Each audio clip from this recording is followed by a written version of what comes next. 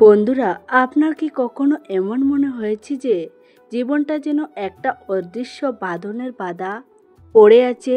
যতই চেষ্টা করছেন তবুও কোনো না কোনো দিক থেকে বাধা আসছেই। কখনো দুঃখ, কষ্ট ও দরিদ্রতা, হাতে টাকা থাকছে না, কখনো বা হঠাৎ করেই বিপদ এসে সব উলটপালট করে দিচ্ছে। বারবার ব্যর্থতা আর দুর্ভাগ্য আপনার পিছু ছাড়ছে না। যদি এমনটা হয়ে থাকে তাহলে আজকের এই ভিডিওটি আপনার জন্য। আমরা আজ এমন একটি রহস্যের কথা বলবো যা যুগ যুগ ধরে আমাদের সমাজে প্রচলিত, যা হয়তো আপনার জীবনের মোড় ঘুরিয়ে দিতে পারে। আমরা কথা বলবো হিজড়েদের আশীর্বাদের কথা।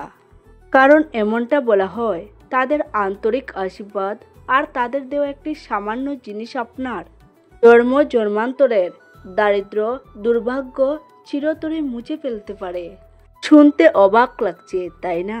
কিন্তু এর পেছনের কারণটা জানতে হলে আপনাকে এই ভিডিওটি শেষ পর্যন্ত দেখতে হবে। বন্ধুরা, আমাদের সমাজে অনেক সময় তারা অবহেলিত, কিন্তু ধর্মীয় এবং আধ্যাত্মিক দিক থেকে হিজড়েদের একটি বিশেষ এবং পবিত্র স্থান রয়েছে। হিন্দু শাস্ত্রে তাদের শুধু মানুষ হিসেবে নয়, বরং ঈশ্বরের এক বিশেষ রূপ হিসেবে গণ্য করা হয়। কেন জানেন? কারণ এমনটা বিশ্বাস করা হয় যে হিজড়েরা হলেন সেই সত্তা যেখানে পুরুষ ও নারীর শক্তি একসঙ্গে মিলিত হয়েছে। আর এই কারণেই তাদেরকে শিব শক্তির মিলিত প্রতীক বলা হয়। তাদের পবিত্রতার প্রমাণ আমরা প্রাচীন গ্রন্থগুলোতেও দেখতে পাই। যেমন মহাভারতের কথা ভাবুন। কুরুক্ষেত্রের যুদ্ধের পর যখন পাণ্ডবরা জয়লাভ করলেন, তখন তাদের বিজয়ের পূর্ণতা আনতে হিজড়েদের আশীর্বাদ নেওয়া হয়েছিল। কারণ শ্রীকৃষ্ণ নিজেও জানতেন তাদের আশীর্বাদের শক্তি কতটা প্রবল। শুধু তাই নয়, রামায়ণেও এর উল্লেখ আছে। যখন ভগবান রাম 14 বছরের জন্য বনবাসে যাচ্ছিলেন, তখন অযোধ্যার মানুষ, নারী পুরুষ সবাই তার সঙ্গে যেতে চেয়েছিলেন। ভগবান রাম সবাইকে ফিরে যেতে বললেন, কিন্তু শুধুমাত্র হিজড়েরা তার কথা শুনেননি। তারা অযোধ্যার সীমানায় তার ফেরার অপেক্ষায় বসে রইলেন।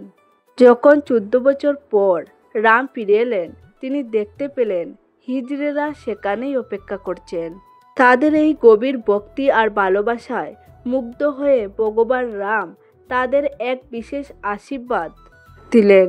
তিনি বললেন, তোমাদের আশীর্বাদ যেন কখনো বৃথা না যায়। এইসব কারণে বিশ্বাস করা হয় হিজড়েরা সরাসরি ঈশ্বরীয় শক্তির দ্বারক। সমাজে যতই প্রতিকূলতা আসুক না কেন, তাদের অন্তর থেকে আসা আশীর্বাদকে তাই অত্যন্ত শক্তিশালী বলে মনে করা হয়। আর তাদের দেওয়া একটি সামান্য জিনিস হয়ে উঠে শুভ শক্তির এক শক্তিশালী বাহক। আর এই জিনিসটি যখন মা লক্ষ্মীর চরণে উৎসর্গ করা হয়, তখন তা আমাদের জীবনের সব দুর্ভাগ্য আর দারিদ্র্য দূর করে দেয়। এবার আসি সবচেয়ে গুরুত্বপূর্ণ অংশে। হিজড়েদের কাছে ঠিক কী চাইতে হবে আর কিভাবে সেই জিনিসটি ব্যবহার করতে হবে। বন্ধুরা, যদি কখনো কোনো হিজড়েকে দেখেন, আপনাকে তাদের কাছে আন্তরিকভাবে একটি কয়েন চাইতে হবে। হ্যাঁ, শুধুমাত্র একটি কয়েন চেয়ে নিতে হবে। সে 1 টাকা, 2 টাকা, 5 টাকা হোক বা 10 টাকা।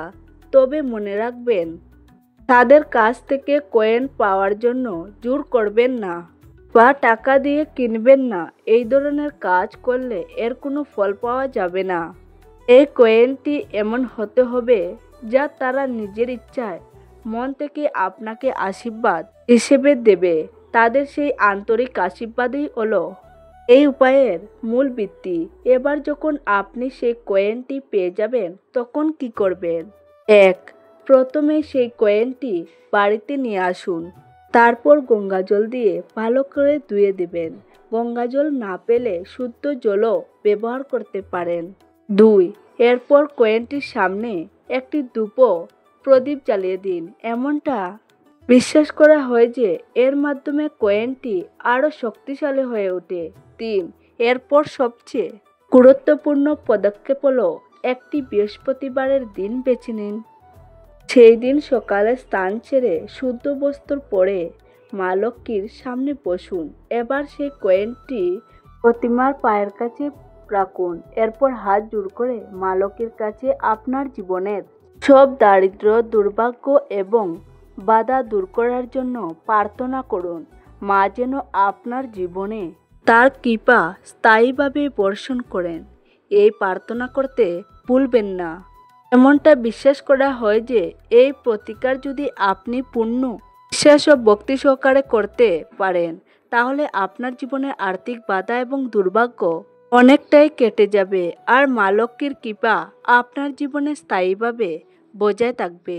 বন্ধুরা, আমরা অনেক সময় নিজেদের ভাগ্য বদলানোর জন্য অনেক কঠিন পথ খুঁজি, কিন্তু আসল সমাধান লুকিয়ে থাকে আমাদের চারপাশের সহজ কিছু আধ্যাত্মিক বিশ্বাসের মধ্যেই। হিজড়েদের আশীর্বাদ ঠিক তেমনি একটি পথ। এই পথে কোনো খরচ নেই, শুধু দরকার গভীর বিশ্বাস এবং শ্রদ্ধা। তাই মনে রাখবেন, তারা আমাদের সমাজেরই অংশ। তাদের অবহেলা নয়, সম্মান দিন, ভালোবাসা দিন, কারণ তাদের দেওয়া একটি আন্তরিক আশীর্বাদ হয়তো আপনার জীবনের সবচেয়ে বড় পরিবর্তনের কারণ হতে পারে। যদি আজকের এই ভিডিওটি আপনার ভালো লাগে, তাহলে একটি লাইক করবেন আর আপনজনদের সাথে শেয়ার করতে ভুলবেন না। সবাই ভালো থাকুন, সুস্থ থাকুন। নমস্কার, ধন্যবাদ। দেখা হবে পরবর্তী ভিডিওতে।